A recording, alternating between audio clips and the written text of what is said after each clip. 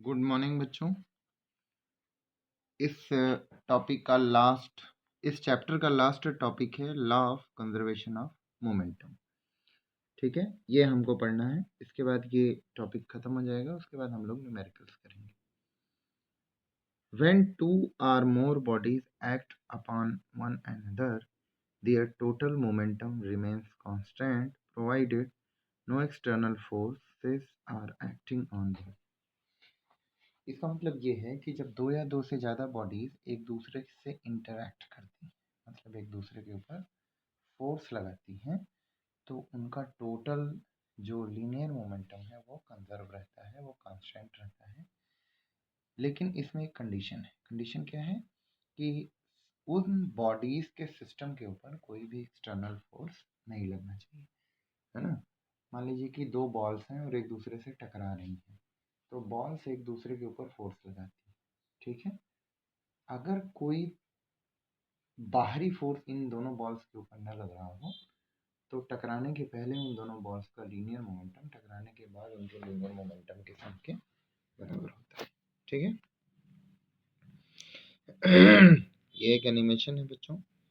इसमें ये दिखाया गया है कि जैसे हम स्ट्राइकर से हिट करते हैं किसी भी डिस्क को, तो वो डिस्क जो है वो गोल में चली जाती है ना, मोमेंटम ट्रांसफर हो जाता है और स्ट्राइकर का मोमेंटम कम हो जाता है, ठीक। तो टकराने के पहले का मोमेंटम टकराने के बाद के मोमेंटम के बराबर होता है, ठीक है। ये देखिए, एक बार और देखिए।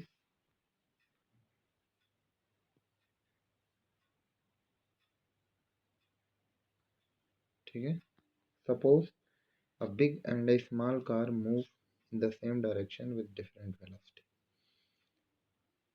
मान लीजिए एक बड़ी कार है, एक छोटी कार है, एक ही डायरेक्शन में अलग अलग वेलोसिटी से जा रही हैं। Let the mass of the bigger car be m1 and its initial velocity be u1। Let the mass of the smaller car be m2 and its initial velocity is u2। और ये मान लेते हैं कि u2 is less than u1, है ना। मतलब जो छोटी कार है उसकी वेलोसिटी कम है बड़ी कार से, तो क्या होगा, बड़ी कार जो है छोटी कार को धक्का मार देगी, है ना। Suppose both the cars collide for a short time T. T वो टाइम है जिसमें दोनों ही कार्स एक दूसरे के कांटेक्ट में होती हैं और एक दूसरे के ऊपर फोर्स लगाती हैं।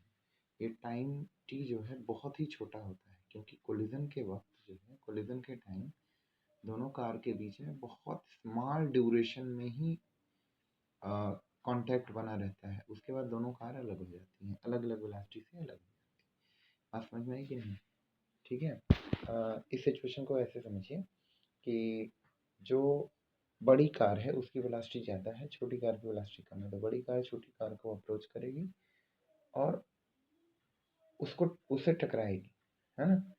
टकराएगी, उस पर फोर्स एक्सर्ट करेगी और उसके बाद दोनों कार अलग हो जाएंगी। तो टकराने, फोर्स एक्सर्ट करने और अलग होने में जो टाइम लग रहा है वो है टाइम टी, ठीक है। Due to the collision the velocities will change. Collision की वजह से जो वेलोसिटीज हैं दोनों ही कार की वो चेंज हो जाएंगी। तो let the velocities after the collision be v1 and v2। तो मान लीजिए कि टकराने के बाद जो बड़ी वाली कार है उसकी वेलोसिटी v1 हो जाती है और छोटी वाली कार की वेलोसिटी v2 हो जाती है, ठीक है। Suppose that during collision the bigger car exerts force F1 on the smaller car and in turn the smaller car exerts a force F2 on the bigger। मान लीजिए कोलिजन के दौरान जो है बड़ी वाली कार छोटी कार पर F1 फोर्स लगाती है और छोटी वाली कार बड़ी वाली कार पर F2 फोर्स लगाती है, ठीक है। अब हम यहाँ पर यूज करेंगे Newton second law of motion and Newton third law of motion, ठीक है। और हम ये देखेंगे कि मोमेंटम जो है इस पूरे प्रोसेस में कंजर्व रहता है, ठीक है। When the force F1 acts on the smaller car, its velocity changes from u2 to v2। अब F1 वो फोर्स है जो बड़ी वाली कार लगा रही है छोटी कार, मतलब छोटी कार पर फोर्स F1 लगा और उसकी वेलोसिटी u2 से बदल करके v2 हो गई। कितने टाइम में? टाइम t में, ठीक है। अब आप जानते हैं कि according to Newton second law of motion, rate of change of momentum is equal to applied force. ठीक है, तो पहले हम निकालेंगे चेंज इन मोमेंटम। ठीक है, चेंज इन मोमेंटम, अब उसको आप ऐसे भी कह सकते हैं F is equal to M A, second law of motion ऐसे भी है ना, F is equal to M A. तो छोटी वाली कार मान लीजिए उसका मास है m2, दिया हुआ है, मान क्या लीजिए दिया हुआ है कि m2 है, एक्सेलरेशन उसका मान लीजिए a2। एक्सेलरेशन क्यों होगा, क्योंकि वेलोसिटी चेंज हो रही है, एक्सेलरेशन होगा। तो F1 हो जाएगा m2 a2। ठीक है, m2 इंटू a2 है क्या, final velocity of smaller car minus initial velocity of smaller car divided by time. तो v2 minus u2 divided by t। When the force F2 acts on the bigger car, its velocity changes from u1 to v1। अभी आपने देखा कि collision में छोटी वाली car बड़ी वाली कार पर F1 फोर्स अप्लाई करती है। ठीक है, सॉरी, बड़ी वाली कार छोटी कार पर F1 फोर्स अप्लाई करती है, छोटी कार बड़ी कार पर F2 फोर्स अप्लाई करती है। इस फोर्स की वजह से जो बड़ी वाली कार है उसकी भी वेलोसिटी में चेंज आ जाता है, और उसकी वेलोसिटी u1 से v1 हो जाती है। ठीक है, तो Newton second law of motion जो है वो पहली वाली कार मतलब बड़ी वाली कार के लिए जब आप यूज़ करेंगे तो क्या हो जाएगा, F2 is equal to m1 a1, है ना।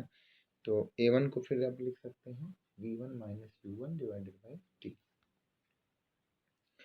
अब Newton third law of motion क्या है, if two bodies are interacting action will be equal to reaction, है ना।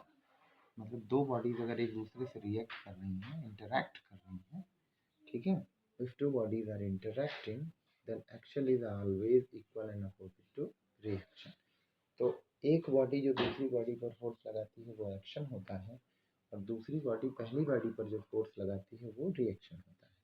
तो अगर F1 को आप एक्शन मान लें तो F2 क्या हो जाएगा, रिएक्शन होगा। अब आप जानते हैं कि एक्शन रिएक्शन के इक्वल होता है और अपोजिट होता है, तो F1 will be equal to minus F2। ठीक, F1 और F2 की वैल्यूज ऊपर के एक्सप्रेशन से रख देंगे इसमें। तो m2 into v2 minus u2 divided by t is equal to minus m1 v1 minus u1 divided by t। t दोनों तरफ से कैंसिल हो जाएगा, cancelling t on both the side, m2 v2 minus u2 is equal to m1 u। अब देखो बच्चों यहाँ पे गलत लिखा हुआ है, माइनस m1 है ना, तो माइनस साइन से जब आप मल्टीप्लाई करोगे, जब आप माइनस साइन से मल्टीप्लाई करोगे तो वो हो जाएगा m1 u1 माइनस v1 हो जाएगा। ठीक है, क्या हो जाएगा, u1 माइनस v1, है ना। मल्टीप्लाई करेंगे m2 v2 minus m2 u2 is equal to, ये गलत लिखा हुआ है, m1 u1 पहले होना चाहिए माइनस m1 v1 होना चाहिए। ठीक है बच्चों, तो इसका ध्यान देंगे आप। और उसके बाद क्या करेंगे, m1 v1 को लेफ्ट हैंड साइड में ले आएंगे और m2 u2 को राइट हैंड साइड में ले आएंगे, तो हमारे पास आ जाएगा expression m1 v1 plus m2 v2 is equal to m1 u1 plus m2 u2। अब देखिए m1 v1 क्या है, ये है मोमेंटम ऑफ लार्ज कार, है ना, मोमेंटम ऑफ बड़ी वाली कार का, bigger car, momentum of bigger car after collision. m2 v2 क्या है, momentum of smaller car after collision. m1 u1 क्या है, momentum of bigger car before collision. m1 u2 m2 u2 क्या है, momentum of smaller car after before collision, sorry.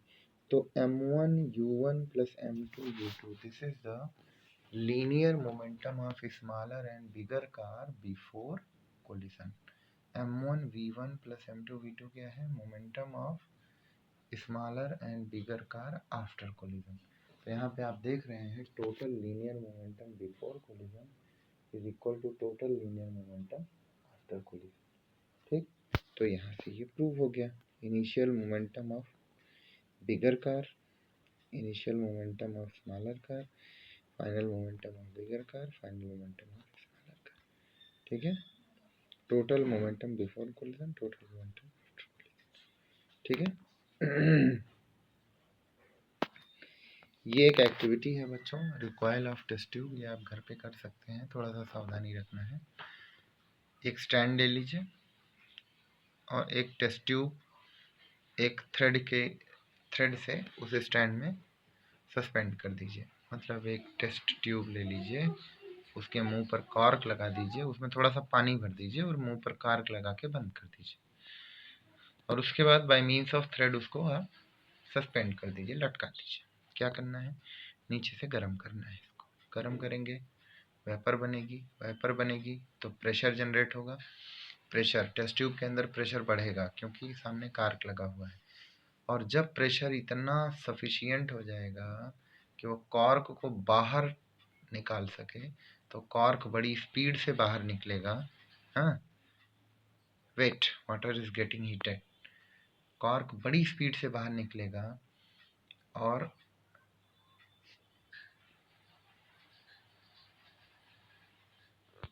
Cork बड़ी speed से बाहर निकलेगा और क्या होगा, ये जो टेस्ट ट्यूब है वो पीछे की तरफ जाएगी। ठीक है, अब इसको अगर कोई कहे कि आप एक्सप्लेन करिए तो कैसे करेंगे। Here the event of popping up of the cork is considered as collision, total momentum before collision is zero.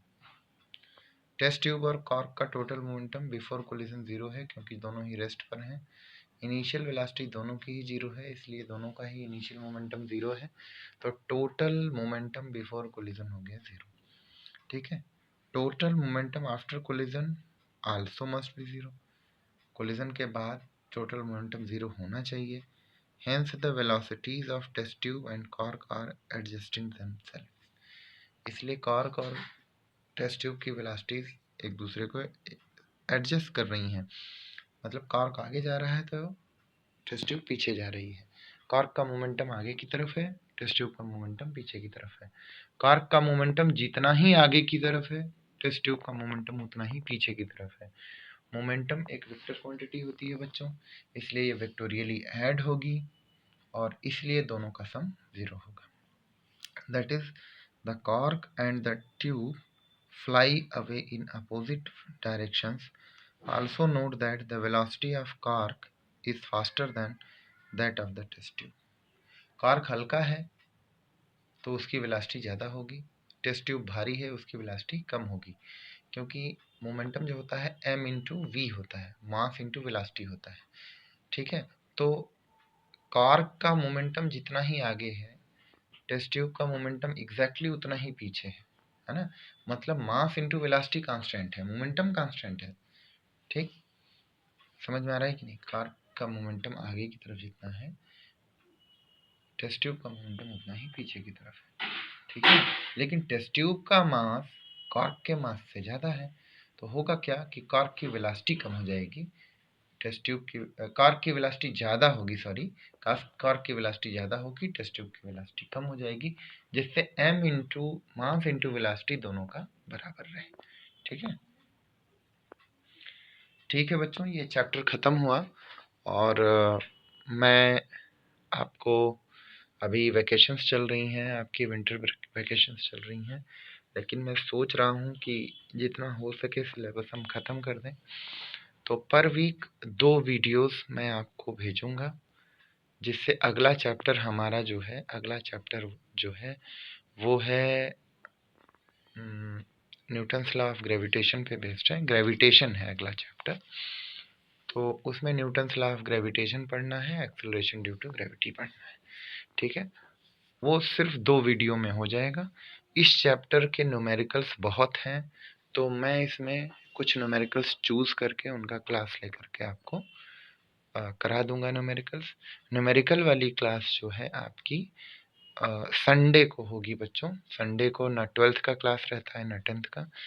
इस छुट्टियों में 10th और 12th का भी क्लास लेना है, इसलिए जो है हम आपको न्यूमेरिकल्स जो है हम करा देंगे संडे को, आपको टाइम बता देंगे हम।